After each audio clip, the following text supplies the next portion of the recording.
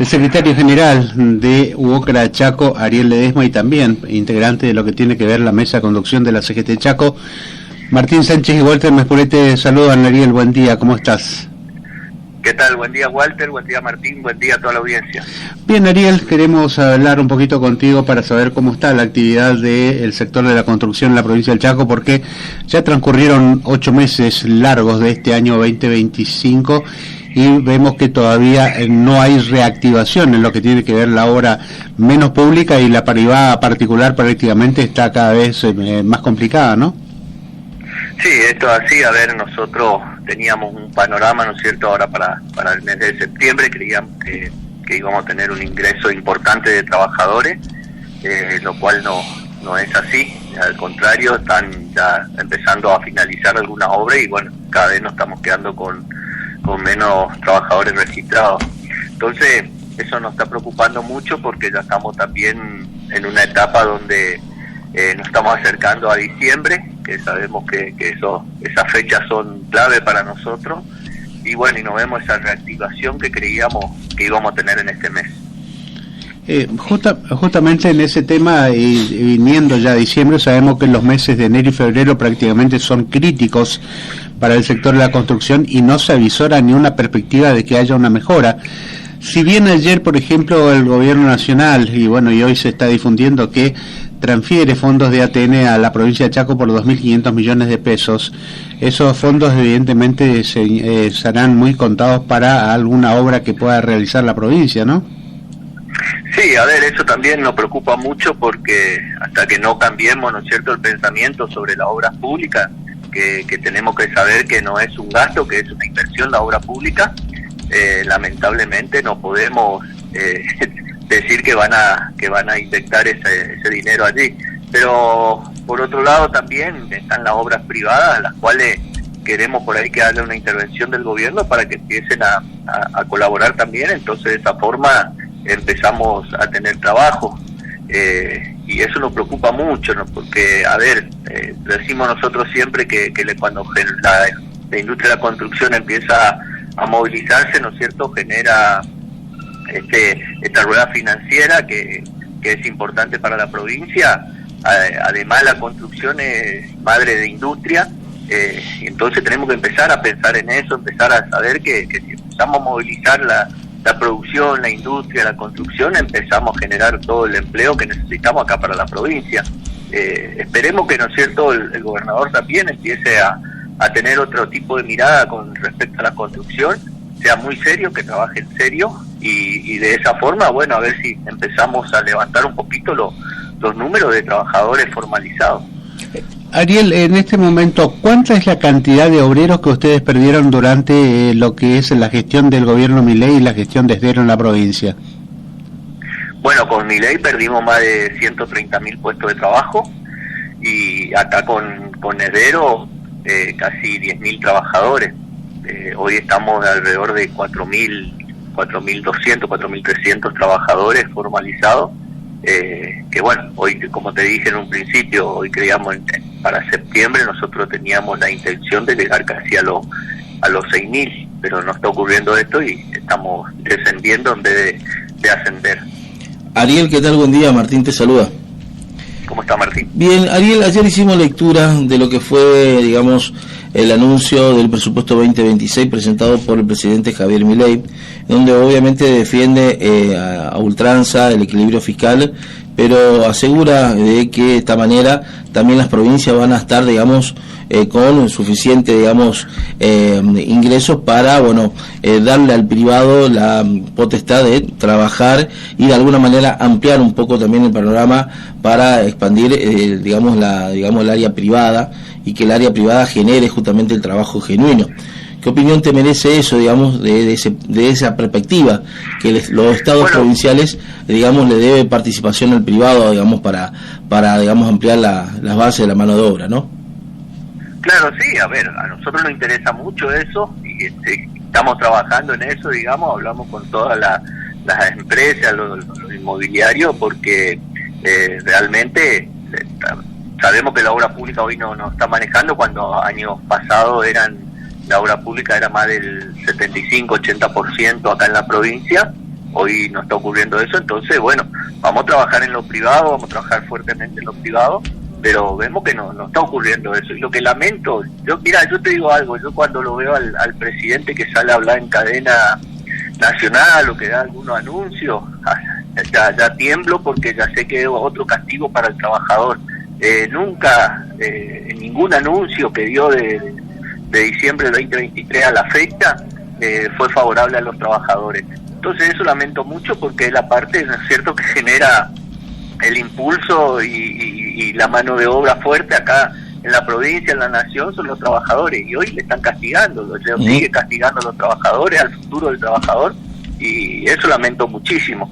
Ojalá que me equivoque y que bueno, que cambien un poquito el panorama, empiecen a trabajar, pero tenemos que trabajar mucho en la administración pública, que es necesario, digamos, para agilizar los trámites, y después una intervención del gobierno a donde centralizar por ahí algunas cargas de impuestos, ¿cierto?, que son mayores al progreso de la obra, y de esa forma no pueden a veces los inversores progresar, porque no lo pueden vender a como es, a los departamentos, a los edificios. Entonces son cuestiones muy puntuales donde tenemos que poner una mirada, donde tenemos que ver, y donde no tiene que en realidad invertir mucho el gobierno. Simplemente lo que tiene que hacer es allanar el camino para que los inversores vengan y pongan ese dinero que hoy necesita la provincia para empezar a trabajar. Ariel, cierta manera, y aquí me escribió también un colega del interior que está escuchando la entrevista, me dice, la obra pública de años atrás siempre se anunciaba y nunca se terminaba. De hecho, hace poco compartí con mis colegas una grabación, donde yo estuve también ahí como movilero, tomando el audio justamente de Jorge Capitanich en el año 2014, cuando todavía estaba como jefe justamente de gabinete, anunciando el gasoducto aquí en la provincia de Chaco por una obra superior a los 150 millones de pesos, y que supuestamente en un plazo de 8 meses ya tendría que estar terminada, es decir, ya para el año 2015 esa obra tenía que estar en marcha y funcionando. Bueno, nada de eso pasó, siempre se anunciaron grandes y factuosas y digamos faraónicas obras que terminaron o inconclusas o en esqueleto, digamos, inaugurando inclusive la primer palada, como se dice habitualmente, pero nunca la obra en sí, y digamos sus presupuestos se pagaba a ultranza a estos privados. Esa lectura también me gustaría que me haga el repaso, digamos, de lo que fue ese historial al historial de hoy también. Sí, a ver, ahí con respecto a eso, tenés mucha razón, porque ninguna de las obras faraónicas que se hizo en la provincia se lograron terminar. Sí se terminaron en el proceso que iban haciendo, ¿no es cierto?, inauguración en tramos,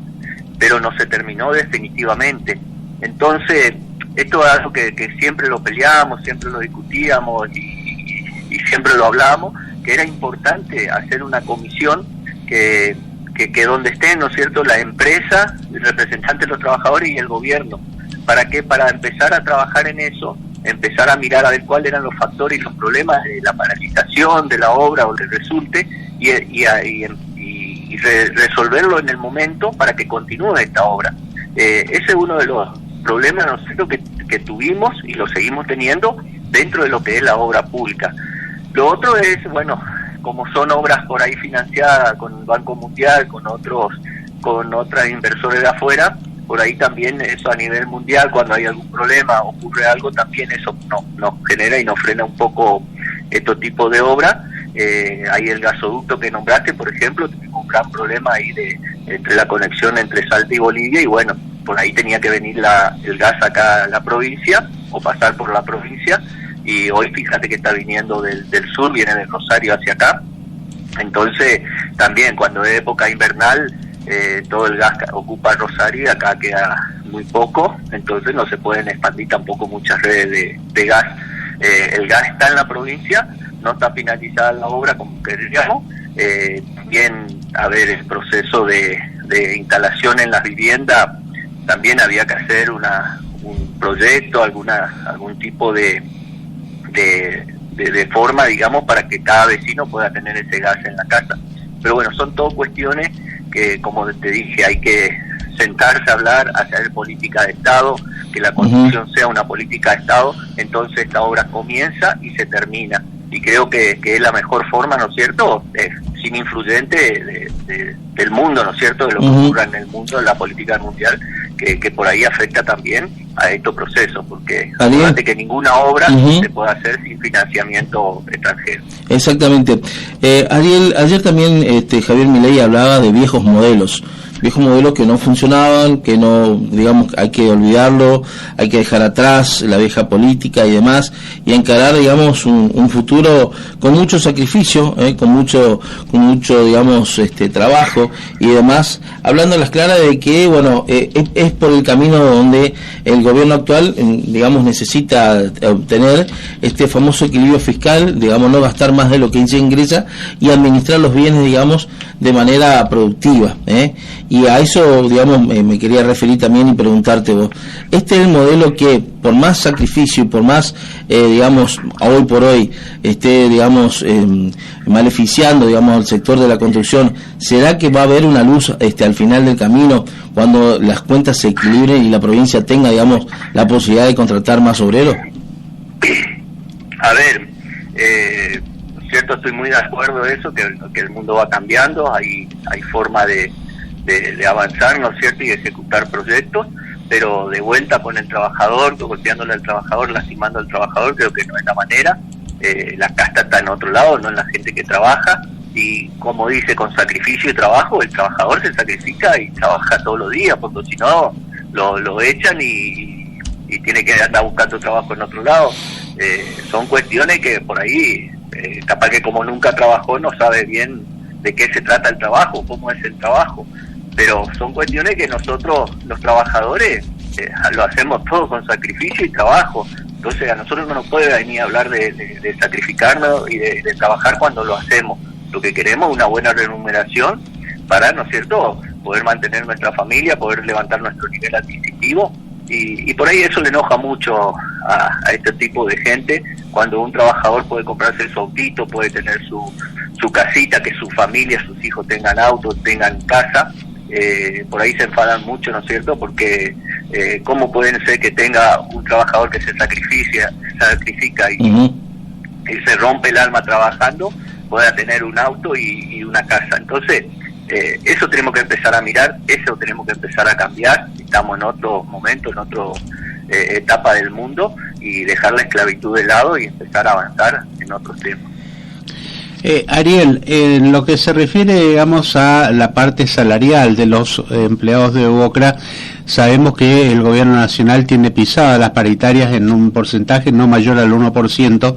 y eso prácticamente hace que el poder adquisitivo de todos los trabajadores, no solamente de UOCRA, vayan perdiendo mes a mes un caudal bastante importante de su poder de compra. ¿Cómo está hoy por hoy el salario de los empleados de la construcción?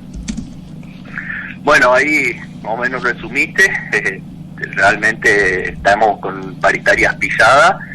cada 3 meses, ¿no es cierto?, nosotros pedimos nuestra paritaria, donde lamentablemente, si vos te pones a pensar, vos decís, bueno, de enero a diciembre tienen el 1% de aumento, algún bono que por ahí podemos llegar a conseguir, pero más de eso no lo tenemos. O sea que hoy la paritaria de los trabajadores, de todos los trabajadores, está congelada, y no así la inflación que mes a mes está subiendo, con una inflación mentirosa que nos muestran de un 2%, cuando sabemos en la realidad que está más por arriba del 5% en todos lados. Entonces, como dijiste, perdemos ese poder adquisitivo de los trabajadores, que realmente a nosotros nos cuesta mucho después ganarlo, superar eso, o sea, recuperar ese poder adquisitiable que, como te dije hoy, la vivienda, el auto, todas las cuestiones, ¿no es cierto?, que lleva a que un trabajador empiece a mejorar. Así que lamentamos mucho este proceso, porque sabemos que después de esto, o supongamos que cambie, que bueno, se ve esa lucecita y otro factor económico el que ocurra, nos va a costar muchísimo volver a recuperar eso, porque ya lo vivimos y ya lo pasamos, y sabemos lo que nos costó para poder nosotros tener un nivel óptimo para poder mandar a nuestros chicos a la escuela, para poder comer todas las comidas que es necesaria en el día, para tener la atención médica. Entonces lamentamos mucho este proceso que está sucediendo hoy en la Argentina con los trabajadores. ¿Ustedes tienen estimado un porcentaje de cuánto es la pérdida salarial que llevan desde que asumió el gobierno libertario el sector de la construcción? Sí, más de un 45% más o menos estamos llevando en 2 años, ¿no es cierto?, de pérdida. Ariel. Que eso conlleva también al proceso. Fuera de eso está la parte material, digamos, que va teniendo una degradación y perdiendo el valor, ¿no es cierto?, de eso material.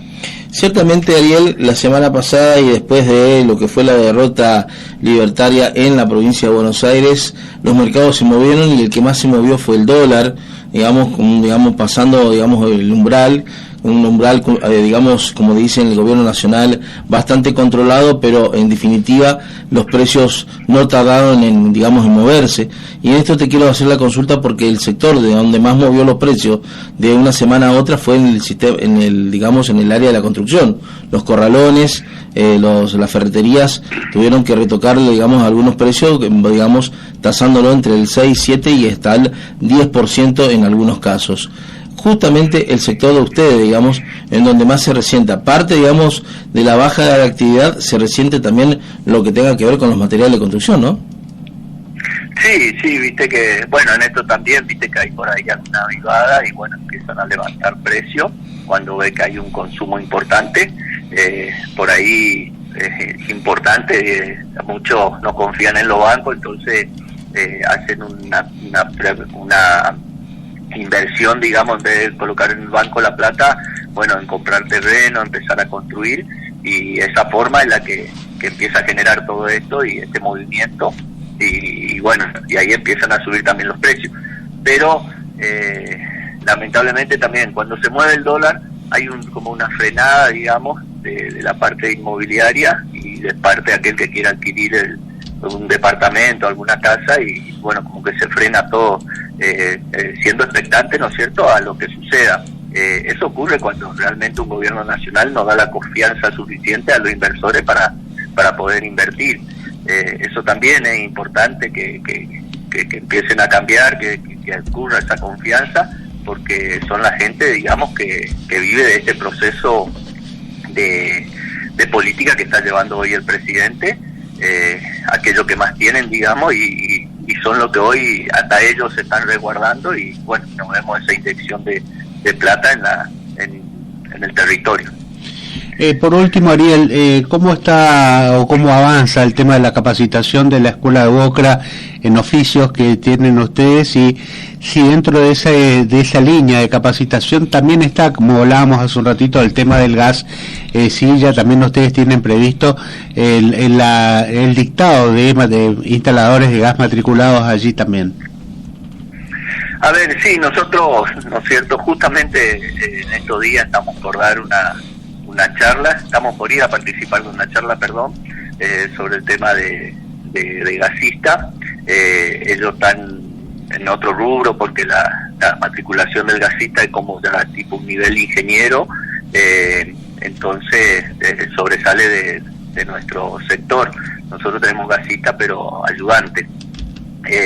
Dentro de todo eso nosotros, ¿no es cierto?, continuamos con lo que es soldadura, sanitario, electricidad, informática, construcciones húmedas,